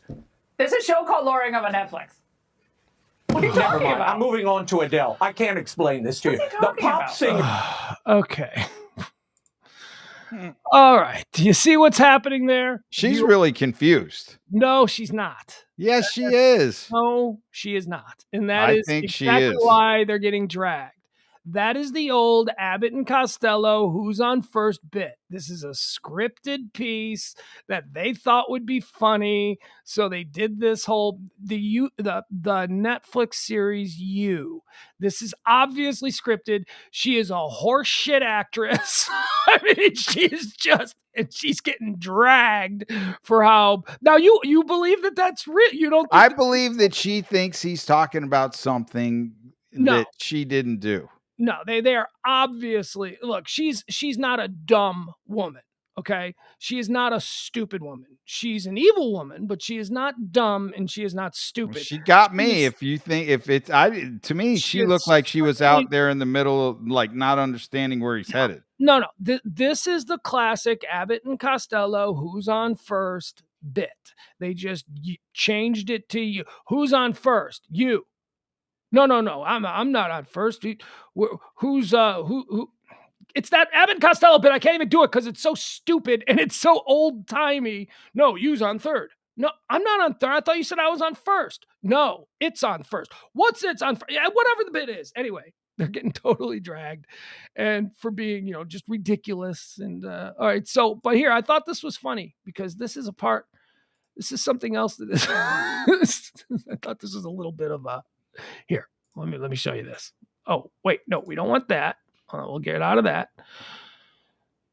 So Keith Olbermann, who is everybody knows who Keith Olbermann is. ESPN guy. Oh wait, here I can't do that. Let me pull it up. Keith Olbermann chimed in on this because there are a number of people who think that she's just stupid. They're like, Laura's so stupid. She's a dummy. And then most of the people are like, folks, that's Abbott and Costello. That's not. She's not being dumb. She had me a bit. So here, wait. This is what Keith Olbermann. Here, I like this. So Keith Olbermann tweets this. Can you read it? He says, please don't make me keep repeating this about that online clown junior college bit Ingram did. 1, I dated her. 2, it's a bit. She thinks she's funny. Trust me on this. Keith Olbermann flopping out that he dated Laura Ingram, which is kind of interesting. Let's see. I dated her. Yeah, Olbermann. There you go. So that's why Laura Ingram is trending today because that hairy ham-fisted attempt at doing comedy. What's going on with her lips too? Did you notice that? That's a woman who is crashing into her mid-50s, and she is not comfortable with her reflection in the mirror. She is having some plastic surgery. She used to be very pretty. 20 years ago, she was a very pretty woman. She was smart. She was articulate. She was interesting. But now she's got, the whole time she's like, well, I think like she's definitely feeling the heat of getting older and having that show.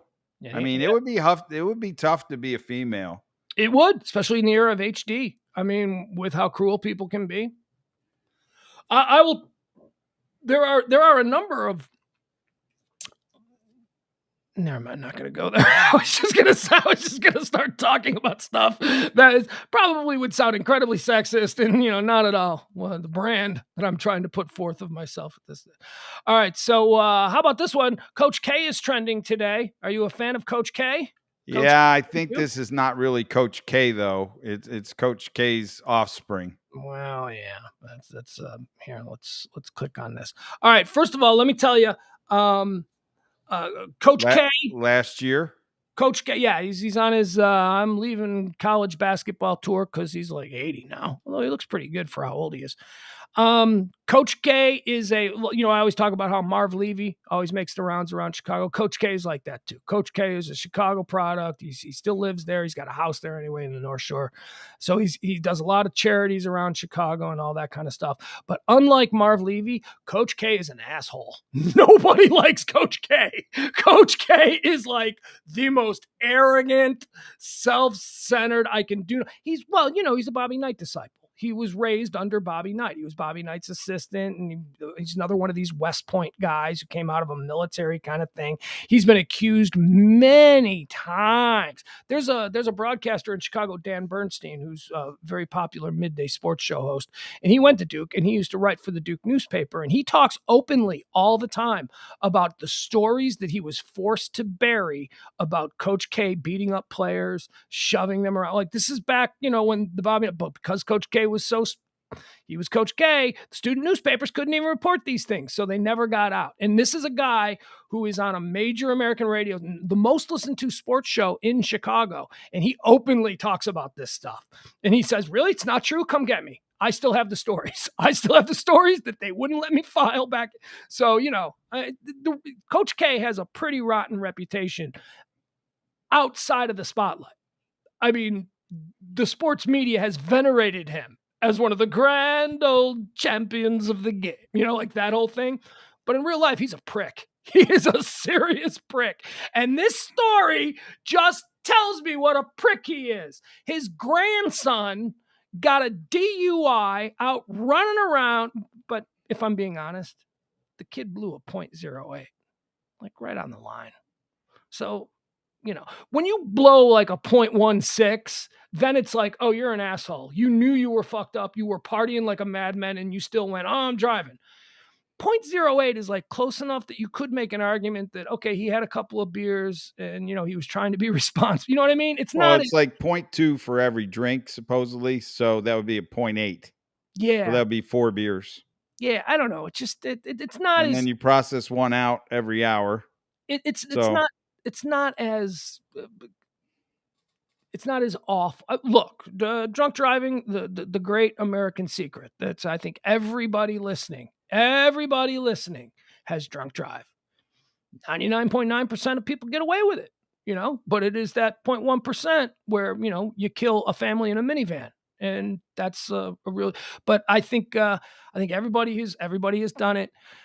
This kid, it's not as egregious, as like Henry Ruggs, who was way over the limit doing 156. This is, and he was with the superstar of the team, a guy who's, projected to be a top 3 pick in the NBA draft. So you got Coach K's grandson and the superstar of the team in the passenger seat. You might say that, Coach K's grandson is doing a job. He's out there, making sure that, the superstar doesn't get behind. You know what I mean? Did the superstar blow as well? No, the superstar was charged, though. Paolo Banchero, Duke guard Michael Savarino, grandson of Coach Mike Krzyzewski, and star freshman Paolo Banchero faced DWI-related charges after Savarino's arrest early Sunday morning. According to court records obtained by the Raleigh News-Observer, Savarino, 20, was arrested on DWI charges, and Banchero, 19, was charged with aiding and abetting DWI.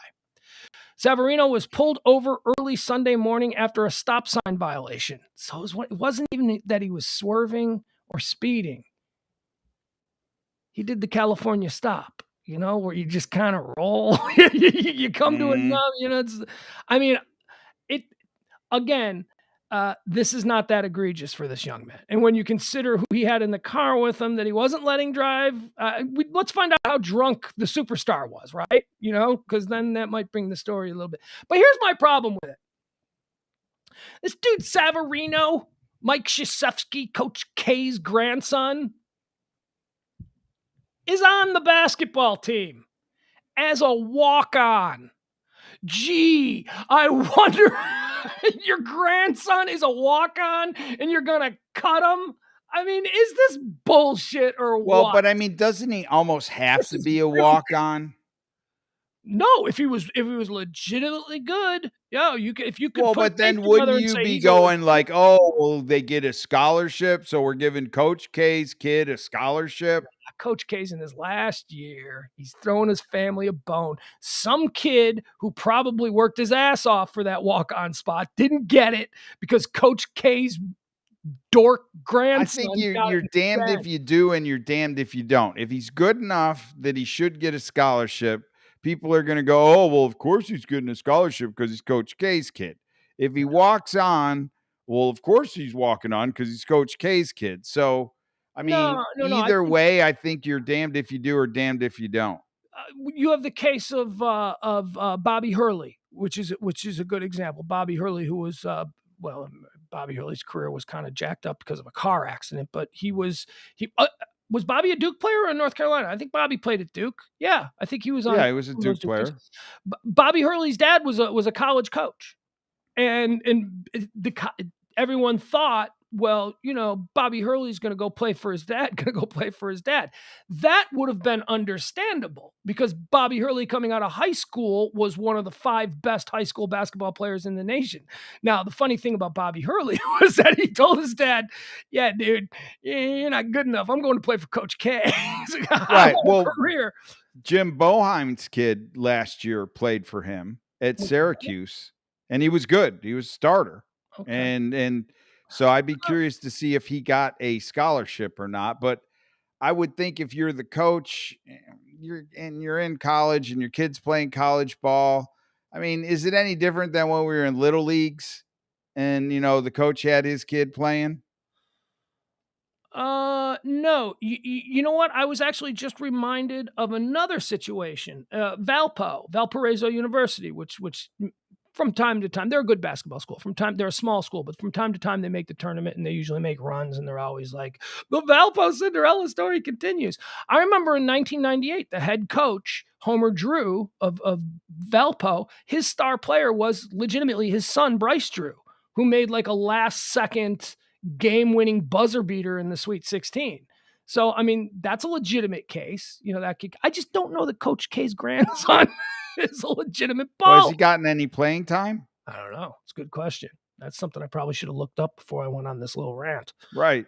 Yeah. I don't know. If he's playing, I don't know. He walked on.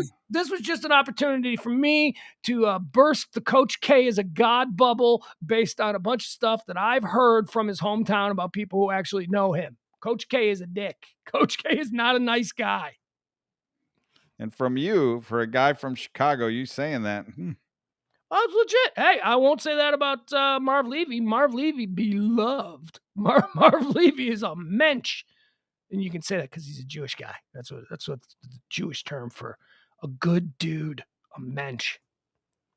By the way, Christmas time coming up. Get your mensch on the benches ready. Told you about my Jewish friends who don't have elf on the shelf. Elf on the shelf. They've got mensch on a bench, which I think is just awesome. All right, let's see what else is trending here. Let's run through this. Vanessa Angel is dead. Vanessa Angel is I knew the name and I'm like, ooh, that's a hot chick, right? I had to look into her. and figure out. Apparently, I don't know where I know her from, but she's an actress. She's a hot chick actress, and she's dead. She died in a car accident. Very sad thing. So there you go. That's why Vanessa Angel was trending earlier today. Oh, here, this is kind of fun. Since we're just running out the clock at this point, I got something fun here. All right. So who doesn't love, can I just say, I mean, we talk a lot about Paul Rudd, how awesome Paul Rudd is, right? Sexiest man of the year. Yeah, sure. Everybody likes Paul Rudd. Who doesn't like Paul Rudd? Paul Rudd, somebody's coming for you. You know who's coming for Paul Rudd? Seriously? An ex? Ryan Reynolds. Ryan Reynolds is coming for Paul Rudd. I mean, as far as the whole, oh my God, that dude is handsome. That dude is talented. And doesn't he just seem like the nicest, coolest dude? It's like that's always been Paul Rudd's lane. But now, lately, Ryan Reynolds is coming for him. So Antiques Roadshow, apparently, the story that was attached, or actually the threads where people were talking about it. Antiques Roadshow is promoting their new, you ever watch Antiques Roadshow? I don't think so. That's where people pull crap out. You got a bunch of shit in your house that if they ever came through town, I would pull it out and go to Antiques Roadshow and see what it's worth. But it's a show where people find shit in their attic, Right. I think I've seen a version or two of it, only because they found something crazy. It's wonderfully hypnotic. It is a show that airs on PBS on Sunday afternoons, and in that weird time of the year when there's no football on Sundays, the college basketball season is wrapped up and baseball hasn't started yet, where there's a void right there on Sunday afternoons.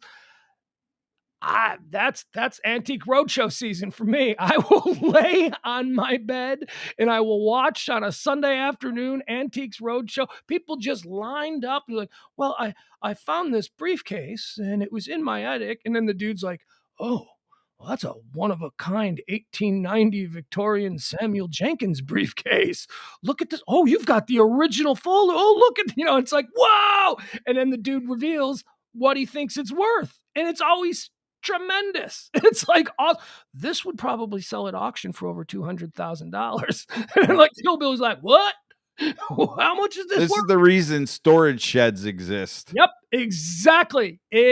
Boy, I didn't put that together, but you are absolutely right. The whole reason that storage war thing became a thing is probably because of people watching Antiques Roadshow and going, holy crap, junk might be really valuable. People, like every once in a while, someone will find a baseball card. It's like, well, I've got this, I don't know, I'm not a big baseball fan. And it's just why nobody throws anything out anymore until they're sure. Hoarders. There's junk.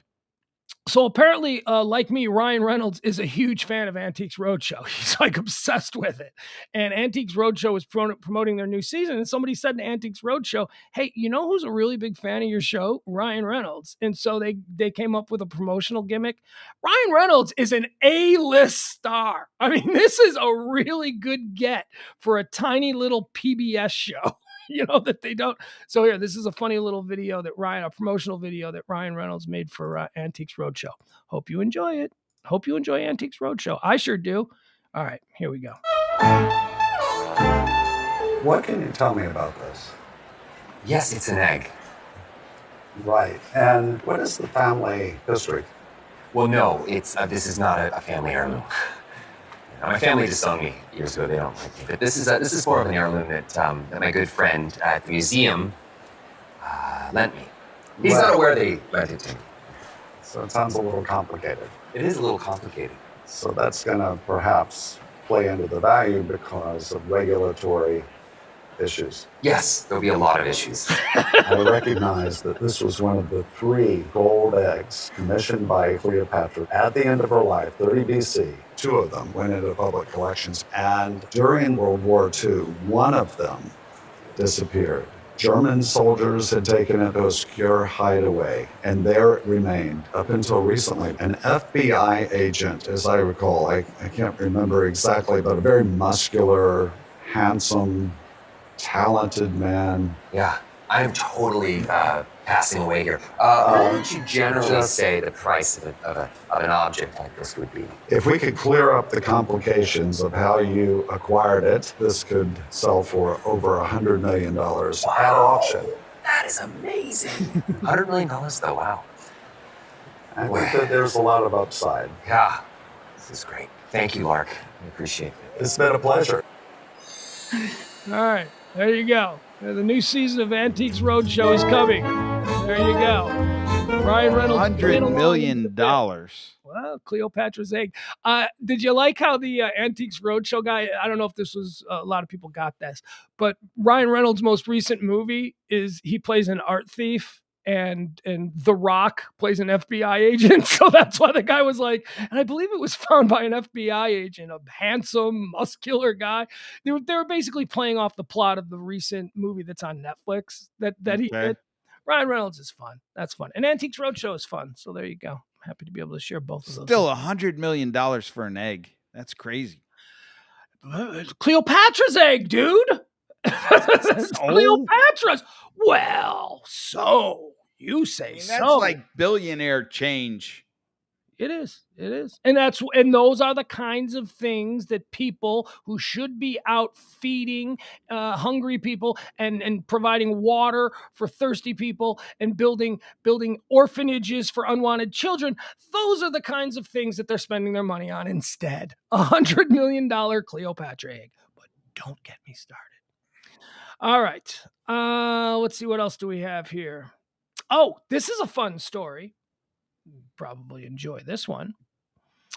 The Mexican leader of the Proud Boys is finding it difficult to make friends in prison. He wants to be, dude.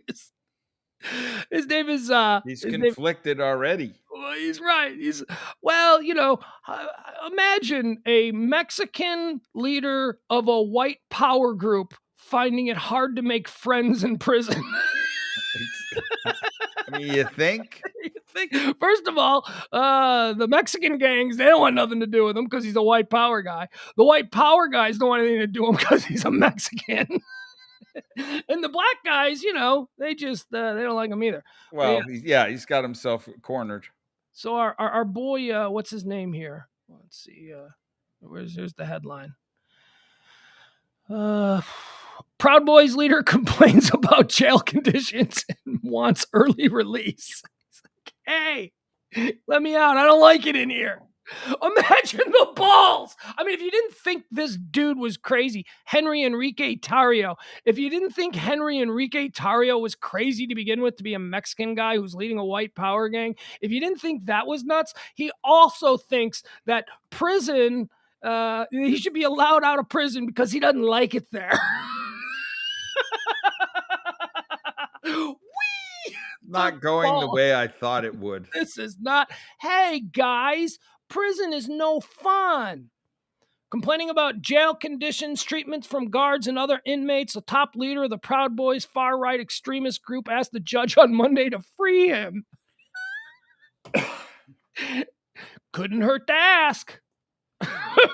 Right? Yeah. Every no brings you closer to a yes. That's it, man. Shoot your shot, pal. Shoot your shot. All right, what else do we have here? We'll run it out here on a fun story. Is this a fun story? Well, it's certainly. I was going to save this for tonight because, I may even bring this back tonight because I would like to get, this seems like a story that's right up James's alley. So Lion Lady is trending. So, do you know the Lion Lady? I asking this, of course, you don't know who the Lion Lady is. I didn't know who the Lion Lady is, and I'm staring at a story about her. So, the Lion Lady is this crazy chick who goes to the Bronx Zoo in New York and tries to get in the cages with the lions, and she keeps doing it. Now, here's the thing: has she not seen the outcomes of things like this? Well, I don't know. One would think, right?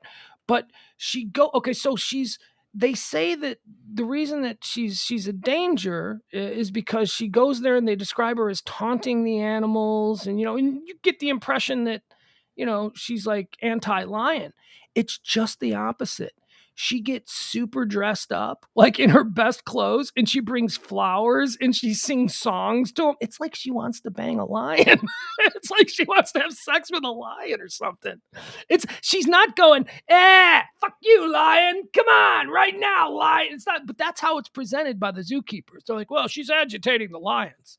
She's flirting with the lions. New York, Bronx Zoo's lion lady is at it again. A woman who was charged 2 years ago with trespassing near the lion exhibit and taunting the animals at the Bronx Zoo, is wanted again for doing the same thing this week, New York City police said. Police asked for the public's help Friday night in locating Maya Autry, 32, who was accused of trespassing in a fenced-in area near the lion exhibit Thursday. Cell phone video obtained shows a woman wearing a red dress and leopard print shawl standing across a moat from a lion and talking to it, holding roses and tossing it money. She's not taunting. Taunting is my God, she's tossing it money. A zoo spokesperson says she's harassing the lions with no regard for her own safety. Okay, one, I don't know that harassing and taunting are the proper words here. But okay. Well, she's wearing a leopard print. Mm-hmm. Shouldn't she be wearing a lion-like cloth? I mean, she's wrong cat. No. Right cat, because a lion will kill a leopard. So that's taunting. No. If she was wearing a lion pelt, then it would be taunting. It's like, look, I killed one of your own. She's dressing herself in what a lion pelt. It's a print. Whatever. Well, you get my point. I think she should show she's on the same team with a lion print, not a leopard print. That would be taunting. Police said Autry took off from the scene before they could apprehend her. She is facing a new trespassing charge. It's not clear if she has a lawyer who would respond to the allegations. All right, let's get a look at her. Why not, right? Don't you want to see what this lady looks like? She's throwing money at the lion like he's a stripper or she's a stripper or something. I mean, generally people don't like it when you throw money at them unless they're standing on a curb begging for it. Well, I don't think she's, processing all of this as a sane person, but I think she's trying to be nice. I think she's trying to have a relationship with a lion. She doesn't recognize that it's probably not going to go well for her. All right, here. All right, there she is. You see her? Can you see her? Isn't she fun? All right, let's watch this video. The Bronx Zoo lion lady is at it again. Police released these pictures of 32-year-old Maya Autry. She's wanted for trespassing near the zoo's lion exhibit. A zoo spokesman says she's harassing the lions with no regard for her safety. The woman was charged with doing the exact. The Bronx Zoo lion lady is at it again. Police released these pictures of 32-year-old. Maybe the lion's not interested. That's all I'm saying. Maybe. I would not describe that as taunting or harassing. Right? I mean, doesn't it sound like she's like... Maya Autry, she's wanted for trespassing near the zoo's lion exhibit. A zoo spokesman says she's harassing the lions. Nope. With no regard for her safety. The woman was charged with doing the exact same thing 2 years ago, in case that name sounds familiar. Oh, yeah, sure does. Okay, so here, let me get... How do I make this smaller? Maybe she just recently broke up with one. Yeah, that's true. I'm going to have to do this again, aren't I? All right, because there's actually video of her the last time. So here, we'll show that one now. We'll show her 2 years ago. Hitting on lions. Nope, that ain't it. Yeah, lion lady. There we go, lion lady. Okay. All right, here we go. That video that I just played, the news report, I thought was the video of her, but it's not. It was the wrong one because there's something weird happening with my computer screen. All right, here we go. Yeah, woman in the lion's den. All right, let's see how this works. So the red dress is not her? Yeah, the red dress is her, but this is her 2 years ago. She's changed up her look. Here she looks more like a panther. Right. All right, so let's... No sound, but look at her. She's like, hi. Look, she's waving. She's being friendly. She wants to hang out with the lion. She's not harassing it.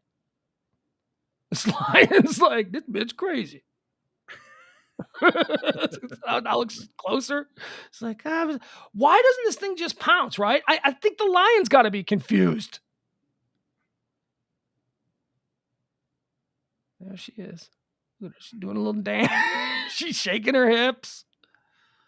Oh, man, I'm telling you, people need to be on their meds.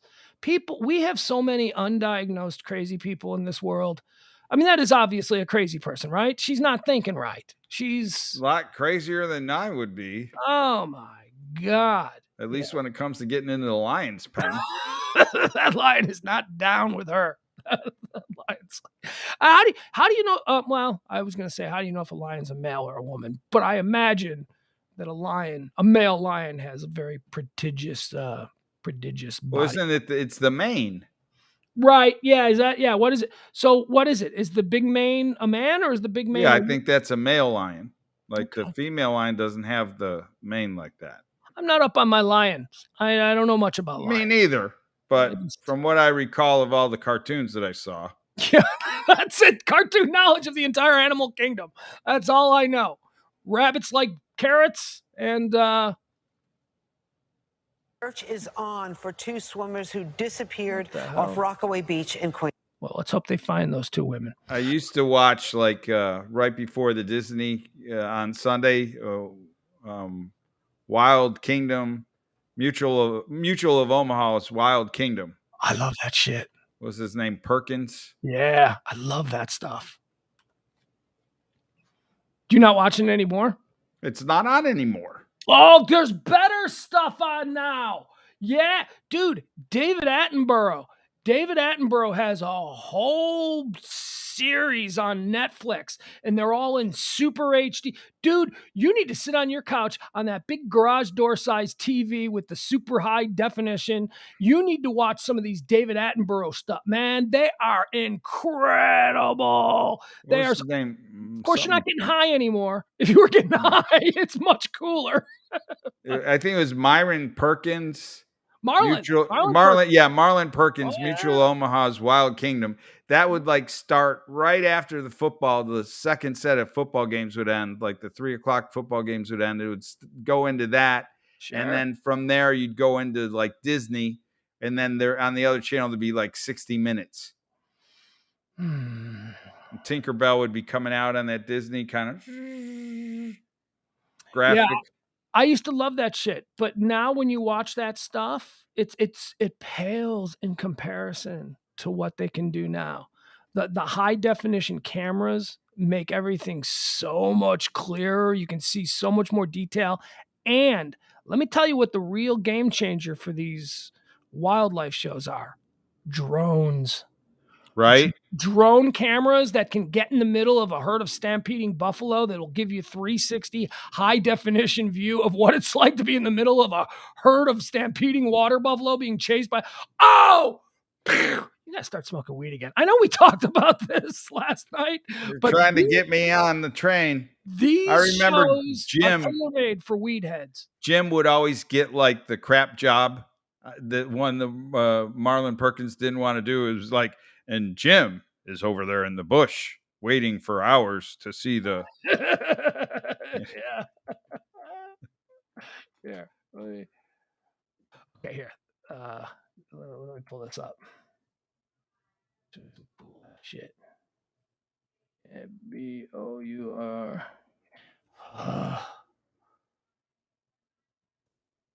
So the lion lady is back at it. So is she missing at the zoo? They don't know that where she's there. She got away. What are you gonna do? Well, if you get out of the zoo, you're fine. I mean, I'd be concerned if she was at the zoo. People are like, oh, hey, look at the crazy lady. And she's like, whoop, time for me to skedaddle. And she just disappears into the ether. And they know her name and shit, so she's got to be hiding. Because they have her, right? I mean, she's on the news. They're showing her. They're talking about her name. They know that she has an arrest record for it a couple of years ago. Imagine you pull up to the zoo. You're ready to pay your admission. You're like, no, ma'am, you're barred. Here, dude, watch this shit. Watch this. This is some mind-blowing stuff. We've got rather different photos. I am David Attenborough, and I am 93. I've had the most extraordinary life. It's only now that I appreciate how extraordinary. The living world is a unique and spectacular marvel. Yet the way we humans live on Earth is sending it into a decline. Human beings have overrun the world.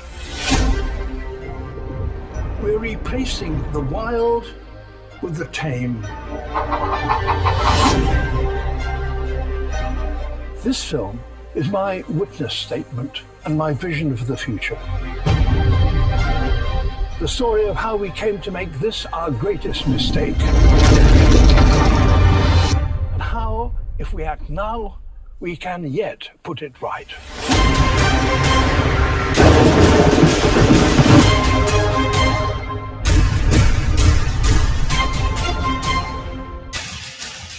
All right. I made a mistake. that was not the series on Netflix. That was some global warming movie that he made. I thought it was a trailer for the series on Netflix. But the series is unbelievably cool. Unbelievably cool. All right. Right here in the last couple of minutes of the show, let's check and see what is trending now in the last couple of hours, see if there's anything important. Apparently, there is something important that's going on. Google Cloud. The Google Cloud is down. Snapchat, Discord, Etsy, they're all down. Google Cloud is apparently down worldwide, which in result has crashed these major websites. Etsy. What did I say? Etsy? Etsy. Yeah, Etsy. All right. So there you go. That's something. Laura Ingram is still trending at number 3. Noah Syndergaard is still trending. Oh, Marcus Stroman is still trending. Dude, forget about it. It's just all baseball stuff. It's all day long. The winter meetings are happening. Big trades, free agent signings, all of that stuff is going on. There is going to be no actual news. We're awaiting the Kyle Rittenhouse verdict. We'll see if that actually comes through. We don't know. Did I tell you what happened when I was, well, I haven't told you. I'll tell you now. So I'm out walking CeeLo before the show. Mm-hmm. And like I'm down like a couple blocks and I'm watching and there's this old guy and he's got like yellow gloves on, like, and he's like walking towards me. Mm-hmm. And I'm like, he looks like he's got like a full grown like parrot like on his arm. And then I'm looking behind him and he's got like this blue kind of headed parrot looking thing on his back. And so we're coming down the sidewalk, and how you're walking towards each other. And I'm thinking, oh my God, it's a parrot, like full grown, like. How did CeeLo handle that? She was like kind of confused. Yeah, as was her dad. Right. As I was. And like, he just kind of walked by me and he had like his like parrot gloves on and he was just out taking them for a stroll. I mean, I'm talking like. Yeah, big ones, big ones. Yeah, they like, get big. I don't know where his cage. Like, I mean, I guess he's got one of these McMansion houses, and he's got parrots back there or something. I wonder if this is the same dude. There was a guy. He was older, but I guess that was 10 years ago. So whoever you saw is 10 years older than the guy that I saw. But when I used to take my kid to Clyde Warren Park, down there in downtown. The big, beautiful park, all the kids would play in the water area and, Mace would run around and he'd go nuts and he'd love it. But there was always a guy out there with a giant parrot and he would be standing on the little hill mound and all the kids would be surrounding him and, be like, look what the parrot can do this. And he had a little remote control car and the parrot would sit on the remote control car and he'd drive it around the area and all the kids would chase it. And it was very sweet, but also, I'm like, all right, I bet this guy's got some secrets. Why is this guy so interested in luring all of these kids at the park with this crazy? Isn't that terrible? Couldn't he just be a guy who wants to put smiles on kids' faces? But I got to think, Mace, don't get too close to that guy. That guy, I don't know what's going on there. And I was like thinking like, okay, so if the parrot takes off, like, but it's not going to take off. Parrot knows it lives in Highland Park. Parrot's got it pretty good. I bet that parrot's living in a place better than I am, and I've got a very nice guest house. And if I thought like I was looking at him weird, you should have seen the guys that were eating lunch, or just pulled out like, and they were sitting on the side in their landscaping trucks. Oh yeah, they were like, oh my God, where are we? They were thinking about dinner. They were thinking about they could feed their family with that parrot. I should have All took right, a picture. Thank you. Appreciate it. Everybody, right. wave goodbye. We'll be back tomorrow for another High Noon edition. But tonight, you're with us tonight, but you're gone for the rest of the week, yes?